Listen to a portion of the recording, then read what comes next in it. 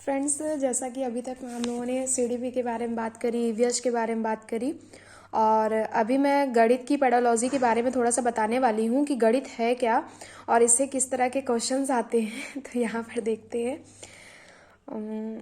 Actually आप लोगों ने जीन पियाजे, वाइगोस्की, चॉम्स्की सारा कुछ पढ़ रखा है, लेकिन हर सब्जेक्ट में अलग अलग एप्लीकेशन कैसे होती है। जैसे अभी आप जीन पियाजे के बारे में पढ़ रहे हो तो ईवीएस के अकॉर्डिंग उसमें दूसरी तरह के क्वेश्चन आते हैं, और अगर इंग्लिश में देखेंगे तो उसमें अलग तरीके के, सीडीपी में या फिर हिंदी में अलग तरीके के। अभी इसमें सिर्फ सीडीपी में बहुत सारे नियम है, लेकिन हर सारे नियम भी एप्लीकेशन नहीं होते।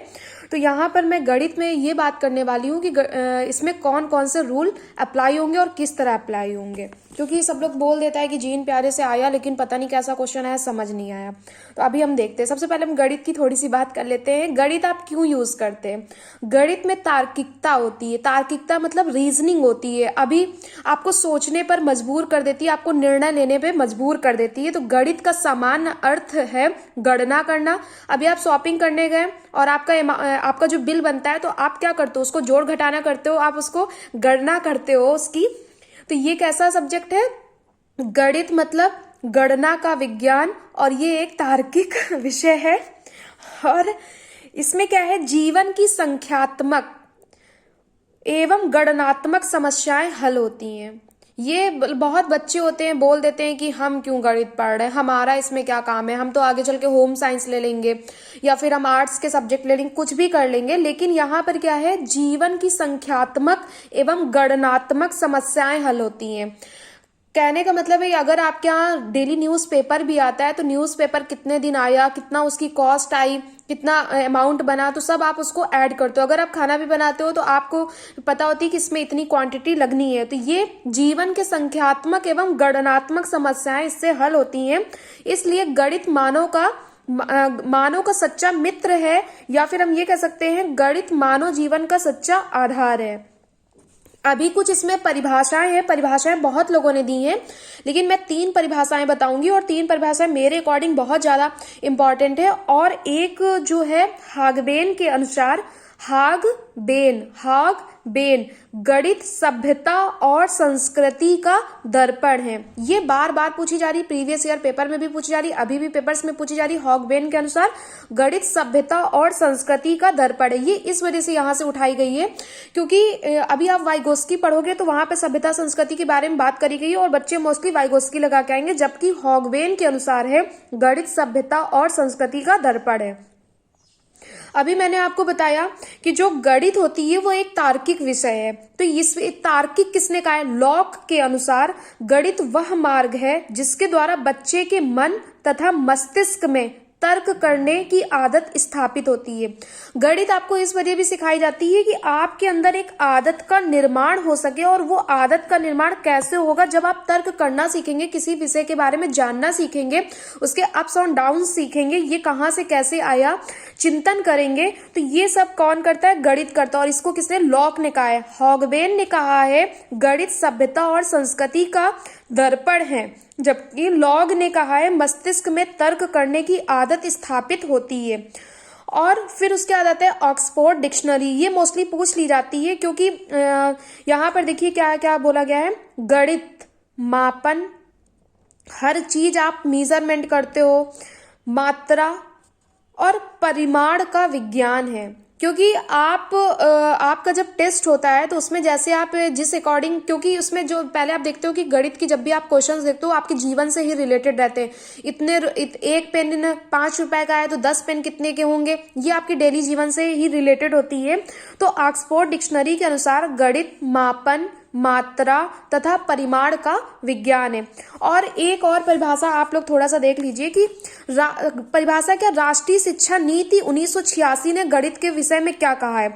गणित के माध्यम से बच्चों में सोचना, विचारना, समझना, तर्कशील विश्लेषण करना स्पष्ट हो जाता है। इसमें क्या है कि मतलब गणित है क्या? पहले गणित को आपने बोल दिया कि गणित गणना का विज्ञान है, गणित तार्किक विषय है, जीवन की संख्यात्मक और गणनात्मक समस्याएं हल होती हैं, फिर हॉगबेन ने बोला गणित सभ्यता और संस्कृति का दर्पण है।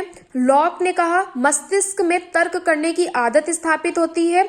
ऑक्सफोर्ड ने बोला कि गणित मापन, मात्रा तथा परिमाण का विज्ञान है। परिमाण का मतलब है कि कोई चीज है, मतलब वो उसको अमूर्त सब्जेक्ट जरूर है, लेकिन जो भी आप बात करते हो वो है। अगर आप एक की बात करते हो, आपने सिंबल तो एक यूज कर दिया, लेकिन फिर भी एक, अगर एक कौवा बोलते हो, एक गाय बोलते हो, तो गाय का अस्तित्व तो है। तो यहाँ पे परिमाण का विज्ञान है। 1 लीटर तेल बोलते हो, 1 लीटर पानी बोलते हो, तो यहाँ पर इसका कोई ना कोई परिमाण है। इस वजह से ऑक्सफोर्ड डिक्शनरी ने कहा कि गणित मापन, मात्रा, परिमाण का विज्ञान है। राष्ट्रीय शिक्षा नीति 1986 ने कहा कि ये बच्चे के अंदर सोच को विकसित करना है, समझना, तर्कशील विश्लेषण करना स्पष्ट किया गया है। बच्चे के अंदर ये 3 क्वालिटी लेके आना है। अगर ये 3 हम क्वालिटी लेके आते हैं तो बच्चा तर्क विद्या पर बल देगा, हर चीज में तर्क देगा। उसे एज इट इज ये बता दिया गया कि हमें पेड़ पौधों से ऑक्सीजन मिलती है, तो अब उसको ये मतलब महसूस, मतलब ये वो तर्क करेगा, ये विश्लेषण करेगा, चिंतन करेगा कि किस तरह के पौधे चाहिए और अलग अलग पौधे कैसे होते हैं, तो वो पौधों के बारे में जानेगा। और जब वो तर्क करना सीख जाएगा तो वो नए नए अन्वेषण करना भी सीख जाएगा। अन्वेषण मतलब खोज करना सीख जाएगा। और जैसे जैसे वो चिंतन मनन करने लगता है, फिर धीरे धीरे जो उसका ज्ञान होता है वो स्थायी भी होने लगता है। और सबसे ज्यादा ये है कि जो छोटा बच्चा होता है, प्राथमिक विद्यालय का बच्चा, क्लास 1-2 में आया है, अभी वो सिर्फ उसके माइंड पे मूर्त संप्रत्यय बनते हैं। मतलब जब आप उसको कोई चीज दिखाएंगे तभी वो जान पाएगा कि अच्छा ये ऐसा होता है। फिर धीरे धीरे इसमें अमूर्त संप्रत्यय भी बनने लगते हैं। अमूर्त मतलब अगर आप उसको नहीं भी दिखाएंगे, आपने गाय का संप्रत्यय तो उसको बना दिया उसके माइंड पे, लेकिन धीरे धीरे क्या है कि वो अगर आप उसके बारे में शेर के बारे में बोलेंगे तो उसको थोड़ा सा लगेगा शेर, बाघ है, गाय बोल दी बैल के बारे में, तो उसका धीरे धीरे संप्रत्यय, अमूर्त संप्रत्यय माइंड में बनने लगते हैं। अभी हम लोग थोड़ा सा एनसीएफ 2005 की भी बात कर लेते कि गणित के विषय में एनसीएफ 2005 ने क्या कहा। सबसे पहले तो सिफारिश करी एनसीएफ 2005 ने कि बच्चे के अंदर गणित एक डर ना हो, गणित को वो आनंद लेना सीखे, गणित में आनंद लेना सीखे, उसे बोझ वाली या डर वाली गणित से हटाना है और वो अपने जीवन में प्रभावशाली तरीके से गणित का उपयोग भी कर पाए। बच्चों में तार्किक चिंतन को भी विकसित करना है और गणित में मूल संरचना अंक गणित, नंबर 1 अंक गणित, नंबर 2 बीज गणित, नंबर 3 ज्यामिति, नंबर 4 त्रिकोणमिति का उसमें प्रयोग करना है। अब यहाँ पर आते हैं डेविड व्हीलर, जो पूछा जा रहा है बहुत सारा गणित जानने के बजाय यह जानना अधिक उपयोगी है कि गणितीकरण कैसे किया जाए। बहुत आप उसको थ्योरम पढ़ा के उसका माइंड ब्लॉक कर दे रहे हो, वो जरूरत नहीं है। बस आपको इतनी गणित सिखानी है कि वो अपने दैनिक जीवन में तार्किक तरीके से जीवन में गणित का उपयोग कर सके। फिर एनसीएफ 2005 ने यह भी कहा है सबसे पहले कि मूर्त से अमूर्त की ओर ले जाना है और बोझ तो बिल्कुल उसे नहीं करना है।